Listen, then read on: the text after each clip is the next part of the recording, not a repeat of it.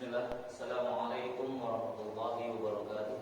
Waalaikumsalam warahmatullahi wabarakatuh. Alhamdulillah hamdan katsiran thayyiban mubarakan fihi mubarakan alaihi kama yuhibbu rabbuna wa yarda. Asyhadu an la ilaha illallah wahdahu la syarika lah wa asyhadu anna Muhammadan abduhu wa rasuluhu. Allahumma shalli wa sallim wa barik ala Muhammad wa ala alihi wa ashabihi wa man tabi'ahum bi ihsan ila yaumil qiyamah.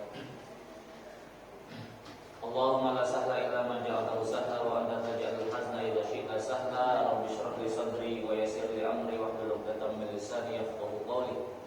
Allahumma inna nas'aluka 'ilman nafi'a wa rizqan thayyiba wa 'amalan mutaqabbala. Jamaah salat subuh yang semoga dirahmati Allah Subhanahu wa taala. Alhamdulillah kita bersyukur memuji Allah Subhanahu wa taala. Allah pertemukan kita dalam satu majelis di mana majelis ini menjadi spesial karena setiap majelis ilmu senantiasa dihadiri oleh para malaikat. Rasulullah SAW mengingatkan wa innal malaikata la tad'u ajnahatahum ala talibil ilm atau kama qala alaihi wasallam. Sungguh para malaikat mereka meletakkan sayap-sayapnya, merendahkan sayap-sayapnya untuk para penuntut ilmu. Hatta al-khawdu fi bahriha, bahkan binatang-binatang di lautan pun memintakan ampunan, mendoakan kepada para penuntut ilmu yang mau hadir di majelis ilmu. Wa hatta namlatu fi jufrafiha, bahkan sampai kemudian semut-semut yang berada di lubang-lubangnya mereka senantiasa mendoakan mereka yang hadir di majelis ilmu. Jamaah yang semoga dari Allah Subhanahu wa taala, kita enggak bisa bayangkan kalau kemudian makhluk-makhluk Allah Subhanahu wa taala dari kalangan para malaikat, bahkan kemudian binatang-binatang yang kita nggak kenal mereka, mereka nggak kenal kita, namun mereka kemudian mengikhlaskan dirinya, memberikan doanya bagi kita. Padahal doa mereka itu mustajab. Nggak ada malaikat kemudian melakukan maksiat kepada Allah Subhanahu wa taala. Nggak ada binatang kemudian melakukan kemaksiatan kepada Allah Subhanahu wa taala karena mereka bukan makhluk mukallaf. Artinya besar kemungkinan ketika mereka berdoa mendoakan makhluk dari kalangan manusia, besar kemungkinan doa mereka diterima. Tambah lagi mereka ini makhluk yang luar biasa banyaknya. Ikan itu berapa miliar jumlahnya? Gak ada yang bisa menghitung. Setiap hari manusia itu ngangkutin mereka bertonton. Bayangkan kalau kemudian mereka mendoakan antum semua yang hadir di majelis ilmu. Semut berapa banyak jumlahnya? Gak kebayang, mereka gak kenal kita gak kenal mereka, namun mereka ikhlas mendoakan kita. Hatta malaikat, para malaikat jumlahnya berapa? Ya. Wa ma ya'lamu junuda rabbika illahu, tidak ada yang mengetahui jumlah tentara Rabbmu kecuali Allah Subhanahu wa taala. Malaikat yang hadir di perang Badar berapa orang? Berapa ribu? 3.000 malaikat. Itu yang di perang Badar. Jumlah malaikat itu bukan cuma 10 Pak. Ya, 10 itu yang kita hafal ketika SD. Masih hafal ya? Malaikat Jibril, Mikail, ya. Masih hafal loh. Biasanya muslimin masih hafal lah ya. Itu yang kita hafal dengan tugas mereka masing-masing. Yang enggak kita hafal jauh lebih banyak lagi. Malaikat yang hadir di perang Badar saja 3.000. Malaikat yang kemudian Allah sebutkan di dalam surat Al-Mudaththir, ya. Penjaga neraka itu jumlahnya ada 19. 19 itu saja kalau disebutkan dalam tafsir Ibnu Katsirnya itu pentolannya saja, ya kan? Masing-masing malaikat wa inna likulli malakin yattabi'una sab'una alfa, ya. 70.000 malaikat. Satu pentolan malaikat, ya, itu diikuti oleh 70.000 malaikat kali 19. Mereka yang disebut malaikat Zabaniyah, ya. Belum lagi malaikat-malaikat yang kemudian memikul arsy Allah Subhanahu wa taala. Belum lagi malaikat yang kemudian di mana Rasul menyebutkan bahwasannya di surga itu ada satu tempat namanya Baitul Ma'mur, ya. Di mana setiap harinya, ya, wa inna fi kulli yaumin yadkhulunal malaikatu sab'una alfa, ya. Setiap harinya malaikat masuk ke dalam Baitul Ma'mur itu sejumlah 70.000 malaikat, ya. Wa indakhaluha fala yahruju hatta yaumal qiyamah kama qala Rasulullah SAW. Kalau sudah masuk ke Baitul Ma'mur, maka tuh malaikat enggak keluar lagi. Kebayang enggak? Ya. Ada satu tempat, malaikat masuk ke tempat tersebut 70.000 setiap hari sudah masuk enggak keluar. Dan itu terus terjadi sampai hari kiamat. Ya, maka Allah menyebutkan wa ma ya'lamu junuda rabbika illahu, tidak ada yang mengetahui tentara Rabbmu kecuali Allah Subhanahu wa taala. Maka jamaah sekalian Allah Subhanahu wa taala, hadirnya kita di majelis ilmu bukan sopoki ustaz ya. Biasanya kalau ustaznya banyak guyonannya itu rame. Cuma kalau ustaznya serius terus, bete ini ustaznya gitu ya. Jamaah sekalian Allah Subhanahu wa taala, bukan masalah siapa asatidnya, bukan masalah apakah ini ustaznya terkenal atau tidak. Cuma kebutuhan kita terhadap doa-doa malaikat ini yang kemudian kita harapkan ya. Di samping bertemunya kita dengan saudara-saudara muslim kita, ini menjadi bagian kebahagiaan tersendiri ya. Kalau kemudian sebagian sering mengatakan ikhwanuna aghla min ahlina, saudara-saudara kami dalam din, saudara-saudara kami dalam agama itu jauh lebih mahal harganya dibanding dengan keluarga kami ya. Kenapa? Karena ikhwanuna yadhkurunal akhirah, saudara kami, saudara-saudara seagama kami ini senantiasa mengingatkan kami tentang perkara akhirat, sementara keluarga kami mengingatkan perkara dunia. Kita ketemu di masjid, apa yang kita bahas? Akhirat. Ya toh, jarang orang kemudian ketemu di masjid bahas harga beras. Ya toh, harga sembako itu jarang. Lagian ya enggak etis lah di masjid bahas harga BBM naik itu enggak. Cuma kalau begitu pulang ke rumah ketemu anak istri, ya. Kalau istri bahasanya simpel kok. Pak, SPP.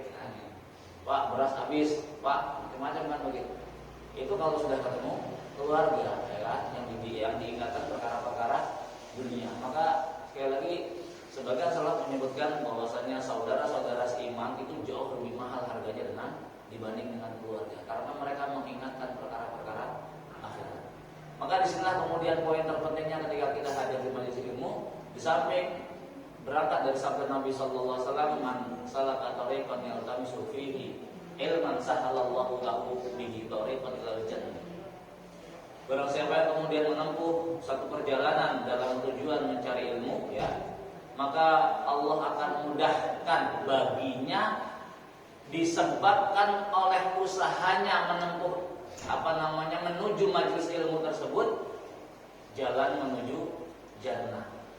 Poinnya ada di sahalallahu lahu bihi tariqan ilal jannah. Ada kata-kata bihinya di situ.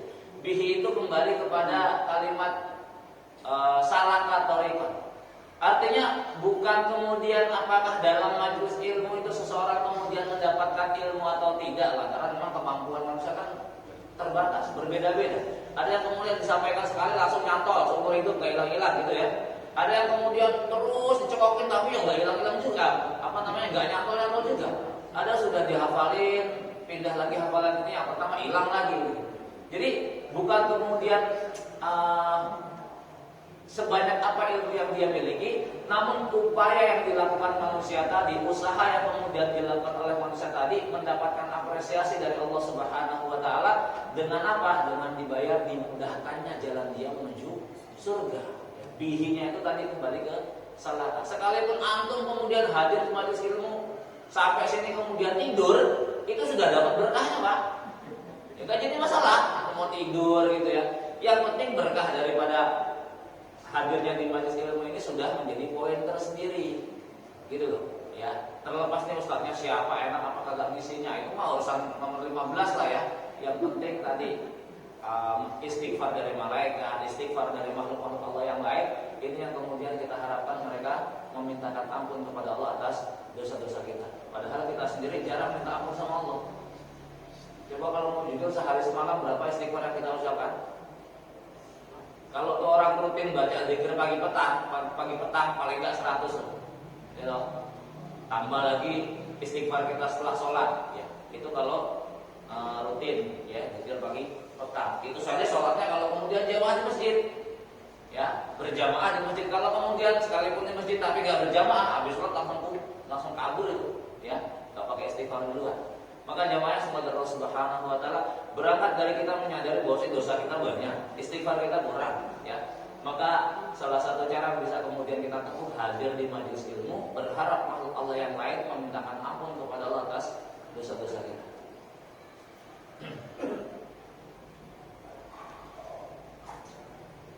Ini potong mukadimah panjang juga ya. Baik jemaah semoga Allah Subhanahu wa taala, ya. Kita melanjutkan materi kajian kita fikih sirah, ya. Dan fikih sirah kita masih dalam pembahasan mukadimah. Insyaallah ini terakhir kita membahas mukadimah. Sebelum kita memasuki pembahasan dari mulai nama Nabi, kelahirannya, kemudian nasabnya, ya. Maka terakhir kita sudah membahas tentang keutamaan Jaziratul Arab, alasan kenapa Allah Subhanahu wa taala menjadikan Jaziratul Arab sebagai tempat terakhir untuk risalah penutup. Ya. Dan sebetulnya bagi Allah nggak perlu alasan macam-macam, itu sudah hak Allah saja. Manusia nggak perlu nanya, ya. La yus'alu amma yaf'alu wa hum yus'alun. Allah nggak boleh ditanya tentang kebijakan yang Allah lakukan. Namun manusialah yang bakal ditanya oleh Allah Subhanahu wa taala. Akan tetapi di balik semua kebijakan tersebut tentunya nggak banyak manusia memahami hikmah apa. Maka ada orang-orang tertentu yang kemudian Allah berikan kemampuan untuk memahami hikmah di balik setiap ketetapan yang Allah inginkan. Nah, maka ketika kemudian muncul kenapa bukan lantaran mempertanyakan kebijakan Allah, namun lebih kepada kita pengen mencari tahu apa hikmah di balik itu semua. Maka hikmah kenapa kemudian Jaziratul Arab ini tempat yang kemudian Allah Subhanahu wa taala pilih sebagai tempat terakhir di utusnya risalah Islam. Masuk dalam pembahasan berikutnya, ya, keutamaan penutup risalah para nabi dengan risalah kenabian Rasulullah Muhammad SAW dan keutamaan umat Muhammad SAW atas umat-umat yang lainnya. Mungkin pembahasan ini sebagian sudah banyak dibahas oleh para khatib tatkala khutbah Jumat atau dalam kajian-kajian semacam ini, kajian-kajian khusus semacam ini, di mana satu keunggulan yang kemudian dimiliki oleh umat Rasulullah SAW berangkat dari firman Allah Subhanahu wa taala, di mana Allah memberikan legitimasi khusus kuntum khairu ummah. Jamaah salat subuh yang semoga Allah Subhanahu wa taala, poin pertama, risalah Rasulullah Muhammad SAW menjadi penutup risalah lainnya. Di antara kemuliaan yang diberikan Allah kepada Muhammad SAW adalah memikulkan amanah kenabian khusus hanya kepada Rasulullah Muhammad SAW seorang diri. Padahal kalau dibanding dengan nabi-nabi sebelumnya, maka Allah mengutus di setiap tempat, di setiap desa, di setiap wilayah seorang nabi dan rasul. Namun berbeda dengan Muhammad SAW, satu bumi yang bulat ini, di mana dalam bumi ini terdapat berbagai macam wilayah. Sebagai penutup risalah terakhir, Allah hanya mengutus seorang nabi. Sebelum Rasulullah diutus, berapa banyak nabi? Berapa banyak nabi yang diutus? Berapa banyak rasul yang diutus? Berapa banyak nabi yang diutus? Rasul yang diutus sebanyak sejumlah sahabat Badar 313 rasul, kemudian 124 nabi, ya. Ini diutus semuanya. Dan bukan terkadang banyak di antara mereka yang kemudian hidup sezaman, bukan cuma sezaman, bahkan saling bertemu.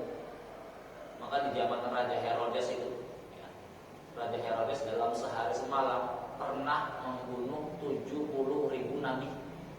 Antum bisa bayangkan, ya, 70.000 nabi. Yaitu di masa Raja Herodes, termasuk di dalamnya Nabi Yahya dan Nabi Zakaria. Karena saat itu raja mengeluarkan kebijakan bolehnya menikahi saudara-saudara, ya, paman, ponakan, itu boleh menikah. Kemudian diminta pendeta-pendeta Yahudi buat mengeluarkan fatwa dibolehkannya menikahi saudara-saudara. Nah, para nabi juga kemudian diminta, namun jelas para nabi nggak mungkin menyelisih perintah Rabbnya. Mereka tetap mengharamkan pernikahan semacam itu, maka diburulah para nabi. Salah satu yang menjadi korban adalah Nabi Yahya dan Nabi Zakaria. Ya, poinnya bukan di situ, poinnya bahwasanya sebelum Rasul diutus, para nabi dan rasul itu diutus ya masing-masing tempat ada nabinya, ya. Masing-masing tempat ada nabinya. Bahkan tadi kalau kemudian sehari semalam itu kok terjadi pembunuhan terhadap 70.000 nabi, kalau kita visualkan itu berarti itu satu desa yang jadi RT-nya yang nabi, yang jadi RW-nya nabi, jadi lurahnya nabi, jadi rakyatnya nabi. Nabi semua rata-rata gitu. 70.000 ya. Maka jamaah Allah Subhanahu wa taala spesial khusus ketika kemudian Allah menetapkan risalah Islam sebagai risalah penutup, risalah Muhammad sebagai risalah penutup, dan hanya menjadikan Rasulullah Muhammad SAW sebagai nabi terakhir yang mengemban risalah tersebut, maka tentunya menjadi sangat spesial. Satu bumi ya, risalahnya sama, nabinya hanya seorang.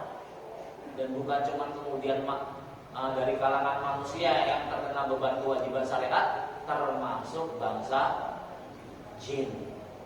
Ini dua makhluk mukallaf ya, jin dan manusia, di mana semenjak diutusnya Nabi Muhammad SAW, maka kedua jenis makhluk ini semuanya masuk dalam umat Muhammad SAW.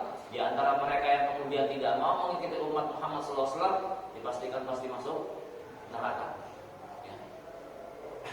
Allah kemudian menyebutkan walau syi'na la ba'atsna fi kulli qaryatin nadhira. Kalau kami berkehendak, kalau kami inginkan, maka akan kami kirim, akan kami utus di setiap qaryah, di setiap kampung seorang rasul. Tapi itu enggak dilakukan oleh Allah Subhanahu wa taala.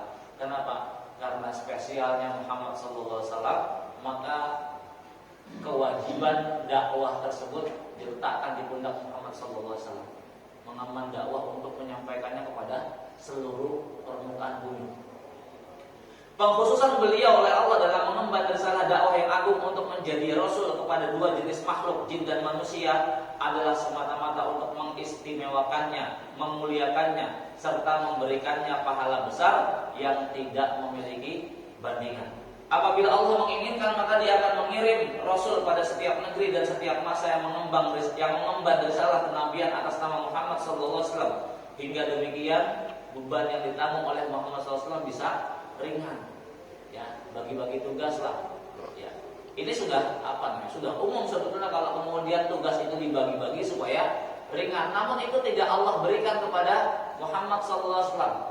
Allah meletakkan beban itu di pundak Muhammad SAW. Satu tujuannya untuk memberikan pahala yang sempurna.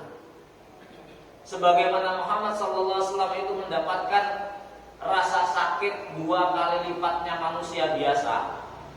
Jadi Rasul itu kalau diberikan sakit, itu sakitnya Nabi 2 kali lipat sakitnya kita. Jadi kalau Rasulullah SAW demam, umumnya orang demam itu berapa suhu? 38. Paling enggak 38,5, 39, 39,5, 40 ya. 41 itu udah kejang-kejang kalau masih bocil ya, bagi 42. Taruhlah hampir 40, hampir 39, 40. Itu kita.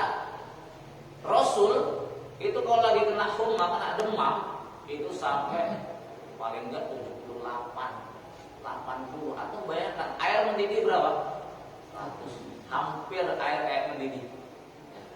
Apa kasusnya sahabat yang mengisahkan sahabat Abu Sa'id Al-Khudri dan Ibnu Mas'ud.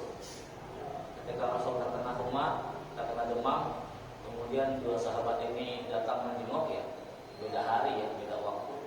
Di Abu Sa'id Al-Khudri menyentuh selimut yang menutupi tubuh Rasulullah SAW. Itu kaget saking panasnya. Padahal selimut yang disentuh sama pula dengan Ibnu Mas'ud. Maka Rasul kemudian menyebutkan, ya, aku diberi sakit 2 kali lipatnya manusia biasa, 2 kali lipatnya kalian. Tujuannya apa? Tujuannya untuk menyempurnakan pahala bagi Muhammad SAW. Karena tidak ada ujian yang paling berat yang diterima oleh manusia kecuali ujian yang Allah berikan kepada para nabi dan rasul. Ya Rasul, ayyun nasi asyaddu bala'an. Ya Rasul, siapakah manusia yang paling berat ujiannya?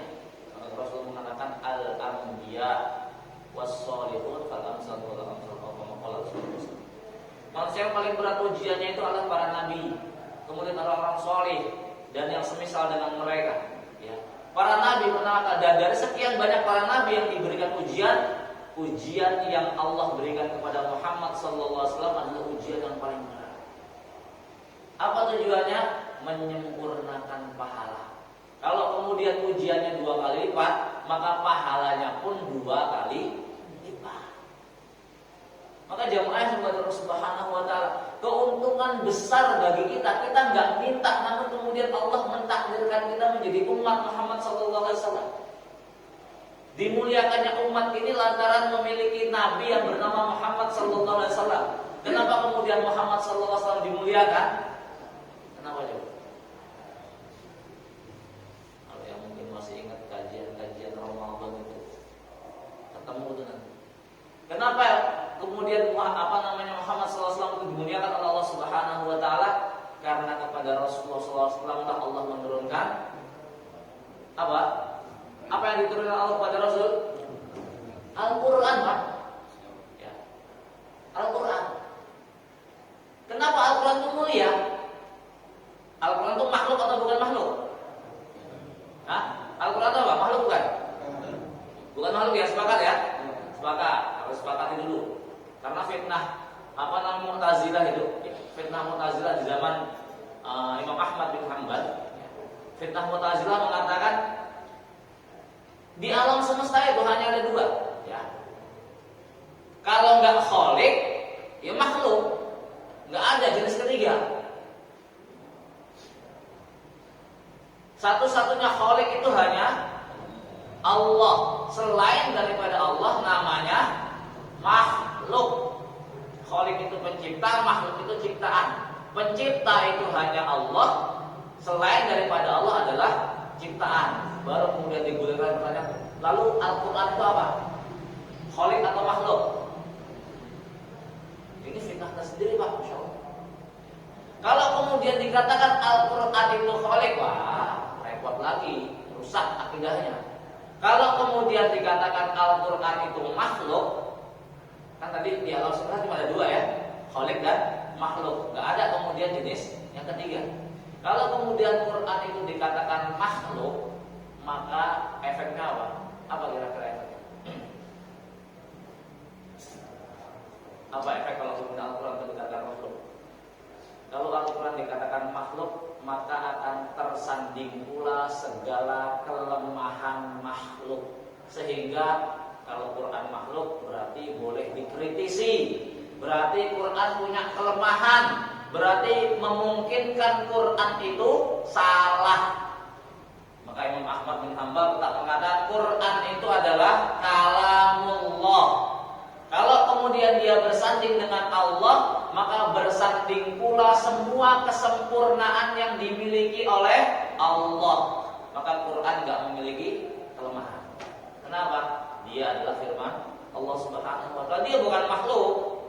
Kalau dia makhluk, mesti ada sisi kelemahannya. Ini yang diinginkan dari fitnah Mu'tazilah. Namun alhamdulillah setiap masa Allah senantiasa mengirim hamba-hambanya yang selalu menjaga keotentikan Quran dan kemurnian ini agama. Nanti akan ada pembahasan. Baik, jemaah Allah Subhanahu wa taala, itu dari segi keutamaan risalah Muhammad sallallahu alaihi wasallam, ya, khususnya keutamaan sosok Nabi Muhammad sallallahu alaihi wasallam, di mana hanya kepada beliau seorang risalah ini Allah amanahkan. Tidak kemudian Allah ringankan dengan diutus lagi di kampung sebelah seorang nabi, diutus lagi di kampung sebelah seorang rasul. Namun seluruh permukaan bumi menjadi umat bagi Muhammad SAW. Poin yang berikutnya, keutamaan kita selaku umat Muhammad SAW. Tadi di awal kita katakan Allah yang kemudian memberikan legitimasi, kuntum khairu ummah. Kalian adalah umat terbaik dibanding dengan umat-umat terdahulu. Ada poin terpentingnya. Ya. Predikat ini bisa disandang oleh umat ini ketika kemudian persyaratannya terpenuhi. Apa yang kemudian Allah sebutkan? Ta'muruna bil ma'ruf wa tanhauna 'anil munkar wa tu'minuna billah. Ini syarat utama kalau kemudian kita pengen masih menyandang sebagai khairul ummah, sebagai umat terbaik. Ya, syarat utamanya 3 itu tadi. Ta'muruna bil ma'ruf, kalian ngajak kepada perkara ma'ruf. Kenapa kok sesuatu yang baik dikatakan ma'ruf? Ma'ruf itu kan bahasa Arab sesuatu yang sudah diketahui ma'ruf. Artinya perkara-perkara baik secara fitrah manusia itu sudah tahu ini baik. Akal manusia mampu mencerna oh ini baik. Ya. Wa tanhauna 'anil munkar, dan mencegah perbuatan mungkar. Akal yungkiru mengingkari mungkar, sesuatu yang diingkari. Secara fitrah ketika itu perbuatan buruk maka hati manusia akan mengingkari. Maka itu dikatakan mungkar. Ya. Ini syaratnya ta'muruna bil ma'ruf wa tanhauna 'anil munkar wa tu'minuna billah. Semua itu dibingkai dalam kerangka iman kepada Allah Subhanahu wa taala. Jadi ngajak orang untuk berbuat baik, menghalangi mencegah manusia dari berbuat buruk, itu kerangkanya kerangka iman, Pak. Bukan kerangka pencitraan, bukan kerangka lantaran ada pilihan gitu ya, bukan. Kerangkanya kerangka iman kepada Allah Subhanahu wa taala. Karena memang jalan surga itu banyak, jalan surga itu luas. Setiap amal-amal kebaikan itu berpotensi melancarkan jalan menuju surga, tergantung dari kerangkanya. Apakah kemudian berangkat dari jalan iman atau berangkat dari sebuah pencitraan semata. Maka jamaah semua Allah Subhanahu wa taala, ini satu aktivitas yang hari ini banyak ditentang oleh manusia. Bahkan ormas terbesarnya pun terancam begitu. Ya, amar ma'ruf nahi munkar, padahal itu ruhnya kaum muslimin. Padahal itu yang menjadikan Bani Israil itu gak jelas nasibnya. Ya. Lantaran mereka la yatanahawna 'an munkarin fa'aluh. Mereka tidak mencegah perbuatan mungkar yang dilakukan oleh sebagian di antara mereka, bahkan ngasih dukungan. Kita sudah hafal ya kisah kenapa kok Bani Israil berubah jadi kera dan babi. Apa alasannya? Apa alasannya? Umat Nabi Musa alaihissalam, Bani Israil, kemudian dirubah menjadi kera dan babi. Apa alasannya, Pak? Ya. Alasannya karena sebagian mereka melakukan sebuah kemungkaran, sebagian yang lain diam saja, cuek. Ada yang diam saja, ada yang kemudian ngomporin, malah ikut-ikutan. Ya, yang diam saja, pokoknya yang penting saya gak ikut-ikutan lah, biarin aja lah, dia, saya mau saya. Yang penting saya gak ikut-ikutan. Ya. Kedua-duanya ini itu terkena azab dari Allah Subhanahu wa taala, dirubah. Ya. Banyak tafsir menyebutkan ya betul-betul dirubah fisiknya, bukan hanya sekedar sifatnya. Fisiknya dirubah menjadi kera dan babi, kunu qiradatan khasi'in itu. Ya. Namun umat yang diselamatkan, kaum yang diselamatkan adalah yang kemudian mengingatkan mereka. Allah abadikan dalam surat Al-A'raf. Wa idh qalat ummatun lima ta'ibuna qaumanillahu muhlikuhum aw mu'adzibuhum 'adzaban syadida. Ya. Qalu ma'dziratan ila rabbikum wa la'allahum yattaqun. Dan ingatkan ketika satu kaum mengingatkan kepada kaum yang lain. Ya, jadi satu kaum ini kaum yang cuek, kemudian ngomong kepada kaum yang masih punya perhatian, yang masih punya rasa cemburu terhadap agama. Ya, kaum yang cuek ngomong kepada kaum yang cemburu terhadap agama, kok kamu masih mau mengingatkan itu kaum yang bakal diadab oleh Allah Subhanahu wa taala? Udah nggak usah diingetin, dia pasti bakal binasa, percuma diingetin juga. Dasar gampangnya gitu kayak gitu. Nah, kaum yang kemudian masih memegang amanah amar ma'ruf itu mengatakan ma'dziratan ila rabbikum. Tujuan yang paling utamanya itu sebagai satu bentuk ma'dzirah, itu pelepasan tanggung jawab. Ya, sebagai satu bentuk tanggung jawab saya di hadapan Allah ketika Allah bertanya, kamu sudah nasihatin mereka belum? Saya bisa lepas tangan, ya Allah, saya sudah ngasih nasihat. Itu tujuan utamanya, Pak. Jadi tujuan utama amar ma'ruf nahi munkar itu kembalinya ke kita, supaya kita bisa ngasih jawaban kepada Allah. Saya sudah nasihati ya Rob, tapi yang dinasehatin nggak mau, ya sudah, mau gimana lagi? Ya, baru kemudian yang keduanya wala'allahum yattaqun. Mudah-mudahan setelah dikasih nasihat mereka bertakwa. Ya itu mudah-mudahan saja. Bertakwa, alhamdulillah, karena bertakwa saya punya jawaban di hadapan Allah. Coba kalau kemudian diam saja, Allah nanya, kamu sudah ngasih nasihat belum? Belum lah, kan kamu tahu itu salah, kenapa kamu diam saja? Paham ya sampai sini ya? Jadi poin terpenting amar ma'ruf itu adalah kembalinya ke kita. Kita punya jawaban di hadapan Allah ketika Allah bertanya sama kita. Perkara dia orang mau baik atau enggak itu bukan urusan kita. Itu taufik dari Allah Subhanahu wa taala, dan kita enggak punya ranah dalam perkara itu. Baik jemaah sekalian subhanahu wa ta'ala, inilah kemudian yang menjadikan umat ini utama, umat ini mulia. Di samping poin-poin yang lain itu ada. Kita bahas satu persatu. Para nabi sebelumnya diutus khusus untuk kaumnya saja. Dengan demikian syariat yang diturunkan sesuai dengan kondisi kaum masing-masing, dalam pengertian bahwa syariat mereka terbatasi ruang lingkup dan waktu, ya. Jadi syariat Nabi Musa, syariat Nabi Ibrahim, syariat Nabi Shalih, syariat Nabi Hud, karena terkhusus bagi kaumnya saja, maka itu tidak menyeluruh, ya. Ketika nabinya wafat, maka selesai pula syariatnya. Datang nabi yang baru, ganti syariatnya. Nabi Musa ketika kemudian wafat, ganti syariatnya.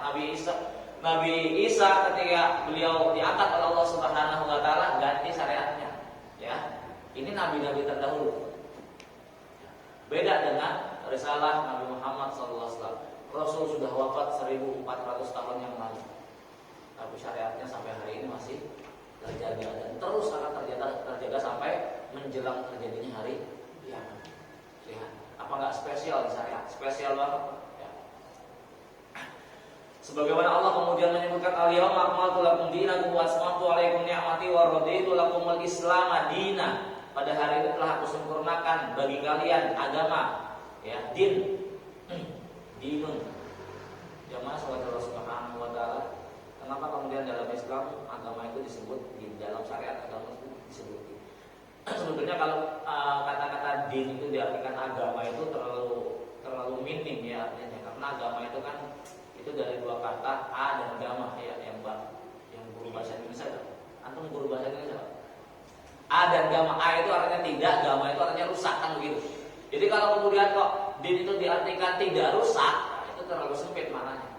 Din itu dalam bahasa Arab itu sesuatu yang kemudian akar katanya sama, ini memiliki kesamaan arti sekalipun penyebutannya berbeda. Penyebutannya harakat berbeda, itu memiliki arti yang berbeda, namun memiliki sisi kesamaan. Dinun kita terjemahkan dengan agama. Yang hampir menyerupai din adalah dainun. Apa dainun artinya? Dainun itu artinya hutang. Apa sisi kesamaan antara dainun dengan dinun? Hanya beda penyebutan, tapi memiliki arti yang jauh. Padahal setiap akar kata bahasa Arab itu memiliki sisi kesamaan. Apa sisi kesamaannya? Tidak bisa jawab. Sisi kesamaannya itu sama-sama menghinakan diri. Namanya hutang itu menghinakan diri kita di hadapan orang yang piutang. Ada orang yang hutang kemudian merasa gagah di hadapan orang yang piutang. Gak ada. Nah sebenarnya kalau din itu menghinakan diri di hadapan Allah Subhanahu wa taala. Ini menariknya bahasa Arab di situ. Nah hari ini muncul kelompok-kelompok yang berupaya memisahkan umat Islam dengan bahasa Arab, ya, berusaha menjadikan kaum muslimin benci dengan bahasa Arab. Rusak nanti. Padahal sumber ilmunya ada di bahasa Al-Quran bahasa Arab. Kalau kemudian umat Islamnya benci bahasa Arab, gimana jadinya itu? Ya, mesti jauh daripada Quran. Dan penyebab runtuhnya umat ini pertama kali lantaran jauh daripada Quran. Waliyahulillah. Syariat tersebut dengan kesempurnaannya sangat sesuai dengan kebutuhan umat. Kapan saja waktunya, di mana saja mereka berada. Karena tidak dibutuhkan lagi syariat baru, maka dengan sendirinya dunia ini tidak membutuhkan lagi nabi baru setelah Rasulullah SAW. Dan Rasul sudah menegaskan wa ana khatamun nabiyyin. Aku adalah penutup para nabi. Yang kedua, berhentinya wahyu dan risalah bukan berarti dakwah Islam ini telah terhenti. Bahkan dakwah dengan tujuan mengajak manusia ke jalan Allah tetap berlanjut hingga hari kiamat. Dan Allah akan senantiasa menjaga Islam ini paling tidak dengan dua cara. Cara Allah menjaga agama ini pertama dengan cara menjaga sumbernya. Apa sumber Islam itu? Al-Quran. Maka kalau kemudian kita mau memahami sebuah agama, Pak, sebuah din, kalau kita mau mengenal sebuah din, kenali dari kitab sucinya. Antum mau tahu tentang Islam, jangan antum lihat umat Islamnya. Karena umat Islam hari ini tidak mewakili agama Islam itu sendiri. Antum mau mencari tahu tentang Islam, cari tahu melalui sumber aslinya apa, kitab sucinya. Maka para orang-orang mu'alaf itu, mereka masuk Islam bukan lantaran melihat kaum muslimin. Rata-rata itu bukan lantaran melihat kaum muslim. Kalau mereka melihat kaum muslim pasti kecewa, ya, pasti kecewa. Tambah lagi kemudian yang disodorkan itu, yang disodorkan di media, ya, umat Islam itu kaum yang kumuh, dekil, kere, ya loh. Lihat bangun masjid saja ngecek di pinggir jalan tuh, bangun masjid itu. Coba, apa? Bukannya nggak boleh loh ya? Boleh. Cuman sisi kemuliaan Islam kita tunjukkan gitu loh. Bangun masjid ngecek di pinggir jalan, boleh sih, boleh, halal itu duitnya. Cuman ini jadi cemoohan umat yang lain tuh, lihat umat Islam bangun tempat ibadah ngemis. Apa umat Islamnya nggak ada orang kayanya? Apa orang kaya di umat Islam nggak tergerak hatinya buat kemudian menggelontorkan darahnya bangun masjid? Kok pelit banget toh? Kan gitu jadinya. Ya Pak ya. Ini renungan buat kita Pak, renungan buat kita semua. Maka sekali lagi, ketika kita pengen mengetahui sebuah din, cari dari sumber aslinya, yaitu kitab sucinya. Maka Ustaz Felix Xiao itu, Ustaz Felix Xiao, semoga Allah senantiasa menjaga beliau. Itu kan beliau cerita panjang lebar proses awal beliau masuk Islam. Ya toh? Padahal beliau tadinya Nasrani kalau nggak salah ya. Kemudian sampai memutuskan ateis dulu. Karena melihat pindah sini nggak ada memuaskan dahaganya, sampai kemudian memutuskan ateis. Kapan beliau masuk Islam? Ketika kemudian datang sahabatnya, ente nggak coba masuk Islam? Islam. Nggak ada pertama kali di dalam otaknya ketika kemudian pengen mencari sebuah agama, nyoba Islam itu nggak ada. Kenapa? Karena mindset yang dibangun Islam itu agama keras, teroris, ya toh? Terus juga umatnya kumuh, ya itu semua Islam. Nggak ada. Coba dulu aja ketemu ustadznya. Akhirnya ketemu, ngobrol pertama kali, tertarik banget langsung. Kenapa? Yang saya lakukan pertama kali Quran. Ketika buka Quran, ayat yang pertama dibaca, Dzalikal kitab la raiba fi. Ini mengusik akal cerdas beliau. Beliau kan nggak ada buku-buku yang ditulis oleh manusia kecuali di awalnya selalu di penutup prakata ada tulisan tidak ada gading yang tak retak. Demikian pula karya kami pasti ada sisi kekurangan. Lah kok ini sebuah kitab pertama sudah ditulis la raiba fi, tidak ada keraguan di dalamnya. Semakin mengusik kecerdasan beliau, terus bertanya, ngobrol itu dari Isya sampai subuh. Kelarnya pas adzan subuh. Akhirnya mampir bismillah masuk Islam. Dan hari ini luar biasa kan kemudian loncatan ilmu yang kemudian beliau miliki, ngalahin kita yang dari kecil muslim loh Pak. Kita dari kecil muslim loh, ya muslim dari kecil. Cuman ilmu yang kita miliki yo pas-pasan toh, nggak nambah-nambah ya toh. Ibadah kita yo pas-pasan aja, nggak nambah-nambah ya toh. Ngalah-ngalahin kita. Memang begitu Allah ketika kemudian menunjukkan hidayah kepada seseorang, Allah berikan kekuatan luar biasa. Kenapa? Untuk mengejar ketertinggalan. Dan beliau sekarang bukan ngejar lagi Pak, bahkan melampaui mereka-mereka yang dari kecil sudah muslim. Jadi itu cara Allah kemudian menjaga agama ini, pertama dengan senantiasa menjaga sumbernya Al-Quran.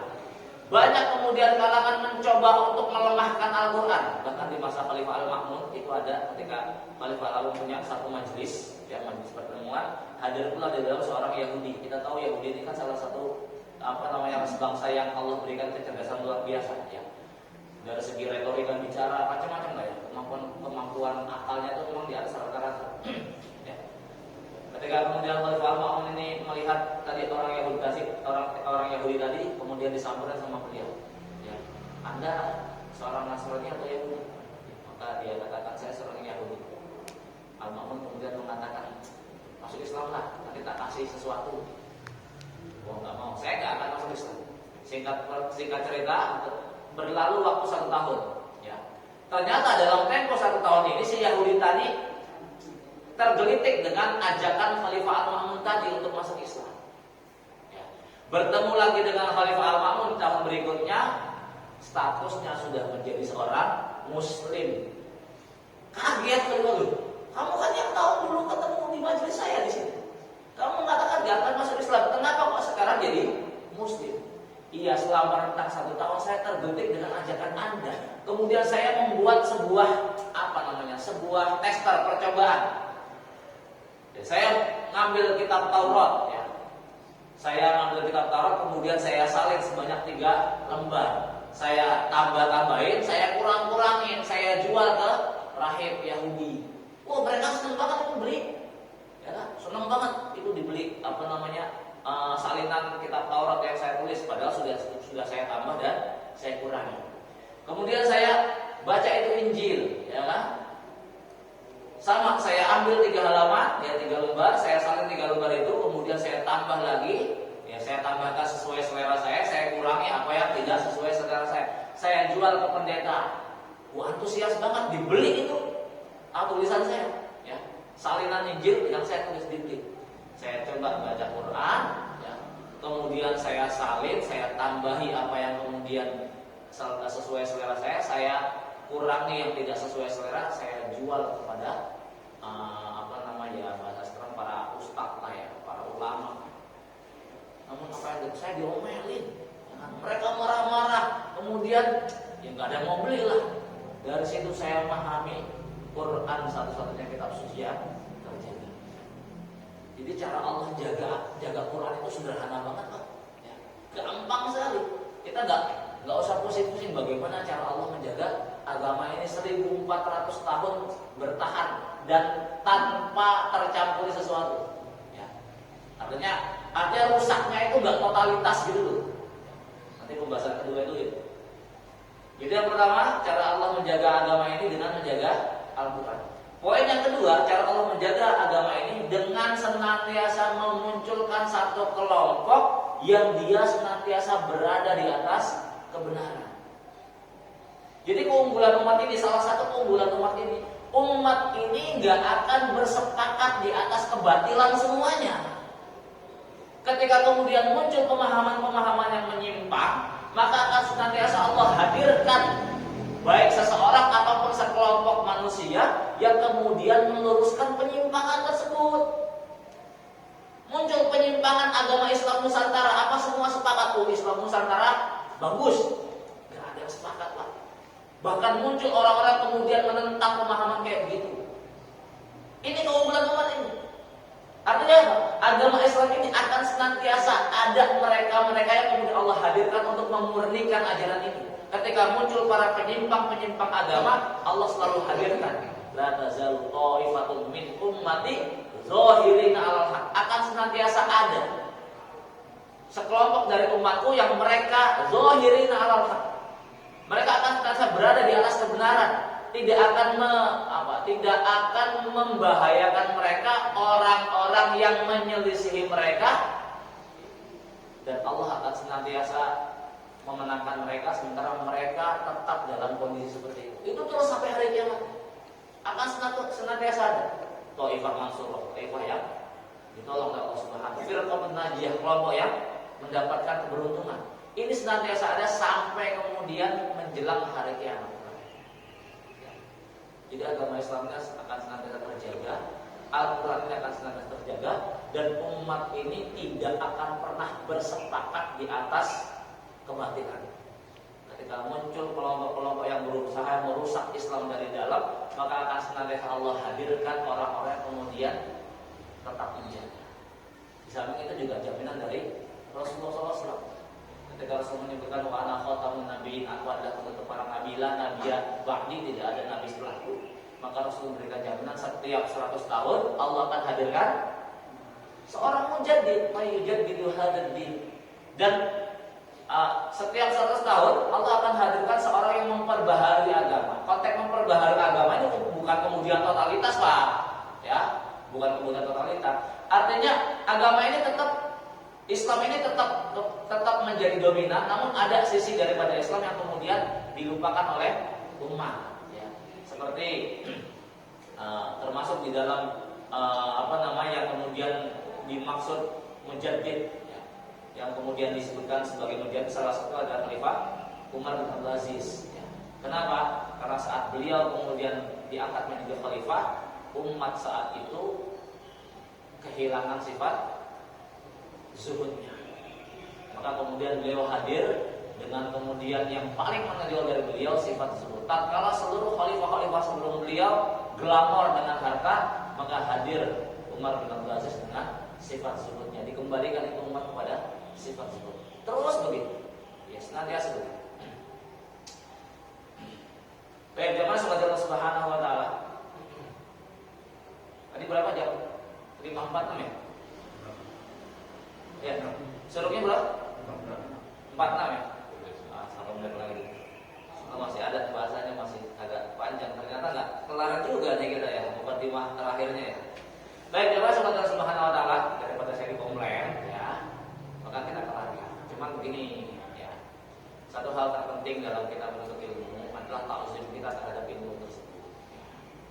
Artinya siapapun orangnya ketika dia punya andil dalam memberikan ilmu yang kemudian ada dalam diri kita, sekalipun orangnya itu mungkin nggak terpandang di dalam kacamata kita, cuman paling tidak ta'zim kita terhadap ilmu itu harus kita tunjukkan. Ketika hilang ta'zim kita terhadap ilmu, demi Allah ilmu yang kita miliki gak akan barokah. Ketika hilang takzim kita terhadap ilmu dan orang mengajarkan ilmu kepada kita, demi Allah barokah ilmu itu hilang. Kenapa kemudian anak-anak kita hari ini itu generasinya nggak sama dengan generasi kita? Ya. Generasi saya kecil itu Pak, ya, itu kalau guru marah orang tua nggak ikut-ikutan. Orang tua bahkan kemudian kasih dukungan untuk guru. Kalau guru marah mesti kamu yang salah, ya kan? Kita yang dijewer.